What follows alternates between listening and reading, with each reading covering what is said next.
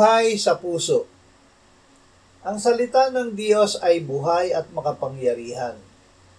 Ang mananampalataya ay isinilang na muli ng salita ng Diyos.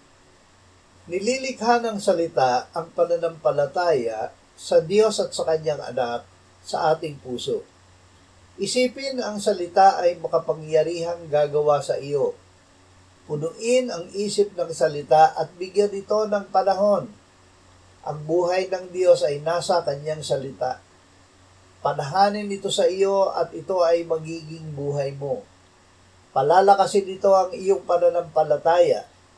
Huwag isipin na hindi ka makapananampalataya. Ang salitang tinanggap mo ang lilikha sa iyo ng pananampalataya. Hindi mabibigo ang Diyos sa pagbibigay niya ng Kanyang salita.